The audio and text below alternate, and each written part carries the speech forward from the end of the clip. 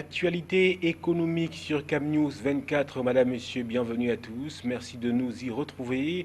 À la une, exploitation du bois, l'État camerounais perd environ 15 milliards de francs CFA par an à cause de la corruption qui sévit dans ce secteur. À l'étranger, le développement économique du continent africain, tout cela tourne autour des efforts qui doivent être fournis pour plus de justice sociale, la protection de l'environnement, la paix et le dialogue religieux sur un continent en plein essor économique. C'est d'ailleurs ce qu'a plaidé le pape François lors de sa récente tournée sur ce continent. Eh bien, c'est à suivre dans ce programme. Voilà, Madame, Monsieur, pour les grandes lignes de votre programme économique sur votre chaîne Info. Bienvenue à tous. L'actualité économique sur la chaîne Info, Madame, Monsieur, bienvenue à tous. Exploitation du bois, l'État camerounais perd environ 15 milliards de francs CFA par an à cause de la corruption qui sévit dans l'exploitation illégale du bois. Pour le coordonnateur du CFED, cette corruption part de l'attribution des titres à l'exploitation même des forêts en passant par la transformation et l'exportation. On précise que cette perte a un impact à 70% sur les conditions de vie des Camerounais qui tirent leurs revenus de l'exploitation forestière. Les forêts couvrent 30% de la superficie du territoire camerounais, soit 21 millions d'hectares, dont 5% de forêts vierges. Par ailleurs, le bois contribue au produit intérieur brut PIB à hauteur de 4%. Les forêts sont, d'après la récente loi des années 1990, gérées sous forme d'aires protégées, zones de chasse, etc. Il faut noter que l'on déplore le fait que cette loi des années 90 ne contribue toujours pas à lutter contre l'exploitation illégale du bois. La CFED craint que le Cameroun atteigne le déficit de la Côte d'Ivoire. Ce pays a perdu plus de 18 milliards de francs CFA durant les années de crise militaro-politique de 2001 à 2011. 400 000 mètres cubes de bois sont exportés de façon illégale en Côte d'Ivoire et 70% du bois usiné est exporté vers l'Union européenne. Pendant les indépendances en 1960, la Côte d'Ivoire avait 16 millions d'hectares de forêt. Aujourd'hui, il n'y a plus que 2 millions d'hectares de forêt à cause de l'exploitation sauvage et illégale des forêts, même si les changements climatiques sont à considérer. La République démocratique du Congo et la République centrafricaine sont à des millions de francs CFA de déficit chaque année. La corruption dans le secteur de l'exploitation forestière s'aggrave en Afrique au fil du temps.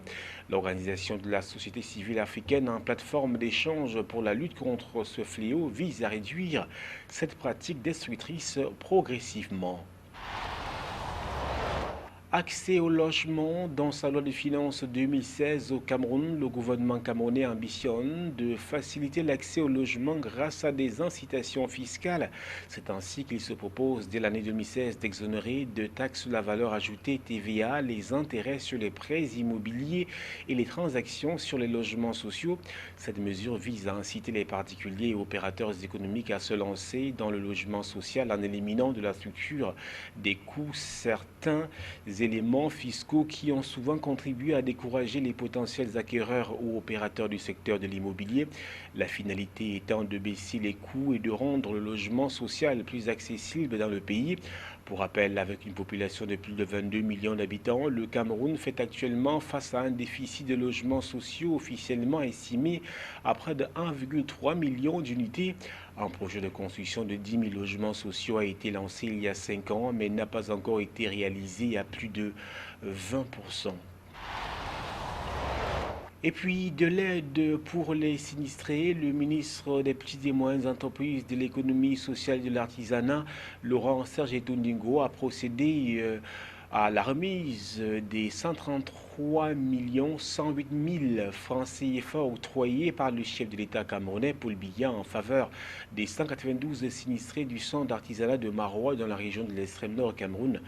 Cette indemnisation survient à la suite d'un incendie ayant ravagé le centre artisanal situé en plein cœur du marché central de Maroua dans la nuit du 23 au 24 février 2015.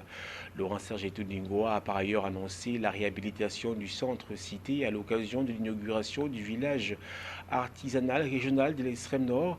Cet immeuble où seront exposés et vendus des objets artisanaux constitue également un cadre de formation et d'organisation des artisans de la région de l'extrême nord du Cameroun.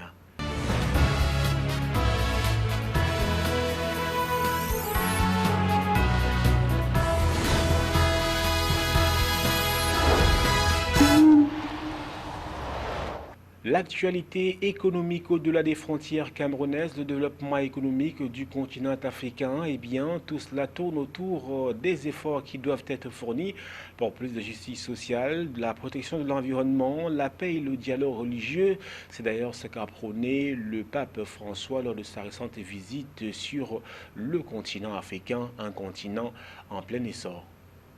Croissance, recul de la pauvreté, investissements étrangers, l'Afrique connaît un réel essor économique.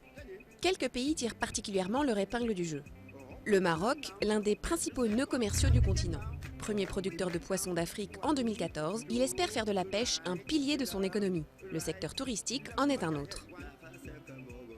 La Côte d'Ivoire, premier producteur mondial de cacao et de noix de cajou, il est aussi premier producteur africain de bananes, deuxième d'huile de palme et troisième de coton et de café. Au Ghana, la pauvreté a été divisée par 2 en 20 ans. Les exportations d'or, de cacao et de pétrole expliquent sa vigoureuse croissance économique. Le Nigeria, pays le plus peuplé d'Afrique, est la première puissance économique, le premier producteur de pétrole du continent et le 8e exportateur mondial. Agriculture, technologie de l'information, commerce et services sont les autres moteurs de sa croissance. L'Angola, deuxième pays producteur de pétrole d'Afrique, affiche une forte croissance économique également grâce à ses diamants. L'Afrique du Sud est le pays le plus industrialisé du continent, dont l'économie s'est développée principalement autour de l'exploitation de ressources naturelles, or, platine, diamants, charbon et d'un puissant secteur de services. La bourse de Johannesburg est la première en termes de capitalisation du continent africain. Le Kenya est le pays le plus riche d'Afrique de l'Est. Le tourisme est l'une de ses principales ressources avec l'agriculture. Ce pays friand de téléphonie mobile héberge les filiales des géants technologiques comme Intel, Google et Microsoft. Du gaz pour doper l'économie ghanéenne, une usine de traitement de gaz peut-elle transformer l'économie d'un pays? Eh bien, la question se pose. C'est ce qu'espère d'ailleurs le président ghanéen John Dramani Mahama, pour qui cette nouvelle infrastructure est encore plus importante que la découverte de pétrole au large du petit pays ouest africain. On voit tout cela.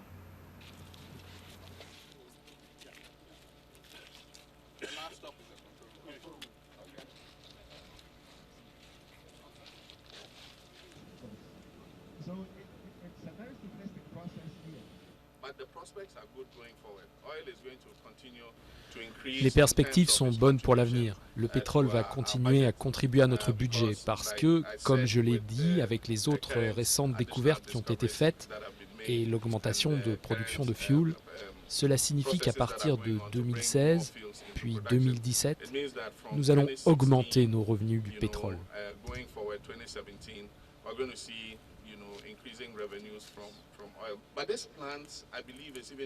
Mais cette centrale est encore plus importante que la découverte du pétrole, en raison de son impact sur la création d'emplois, et aussi de l'importance de la sécurité énergétique du Ghana. Donc je suis encore plus content avec l'ouverture de cette usine de production de gaz qu'avec la première usine qui produisait du pétrole.